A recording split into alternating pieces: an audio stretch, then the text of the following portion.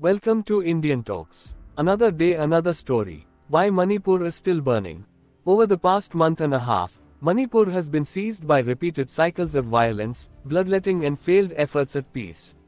Since May 3rd, when ethnic clashes first erupted in the northeastern state, 130 people have died, 352 have been injured and some 60,000 have had to flee their homes.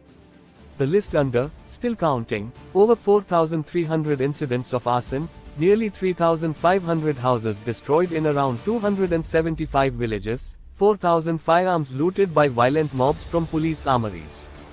All this despite Manipur being under a heavy security blanketâ. The state has India's third highest number of police personnel per 100,000 people. Large parts of it are under the Armed Forces Special Powers Act, AFSPA, with 114 companies of various central forces deployed. To top it all, a double-engine, regimeâ, BJP governments at the center and the stateâ is in power. Triple engine, if you count the not-inconsiderable presence of one of the party's strongest leaders as a chief minister in the neighbourhood. And the Union Home Ministry, MHA, is constantly monitoring the situation. What triggered the latest violence was a march called on May 3rd by the All-Tribal Student Union Manipur, ATSUM. The Tribal Solidarity March took place in Churachandpur district's Tobang area. It saw participation by communities including Nagas, Zomis, and Kukis, who comprise more than 40% of the state's population.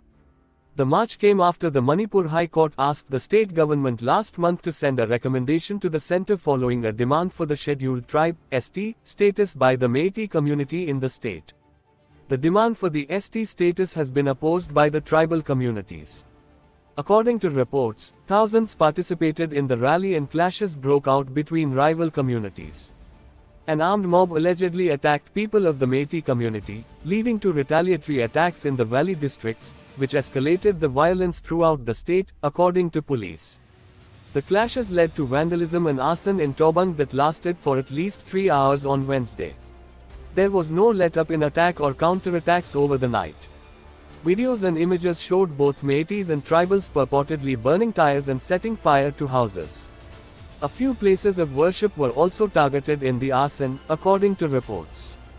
Over 500 residents of the Kuki-dominated Lengol area in Imphal West fled their homes and are currently staying at the CRPF camp at Lamfelput, according to reports citing the police. A curfew was imposed in Imphal West, Kakching, Thubal, Jiribam, Bishnupur, Churachandpur, Kangpopi and Tengnopal.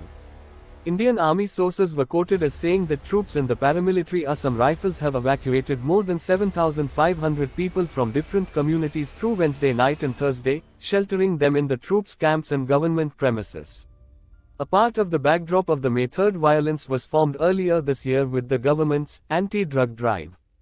The BJP government in the state had taken to destroying poppy fields, claiming that illegal settlers from Myanmar were growing opium and cannabis on government and forest lands.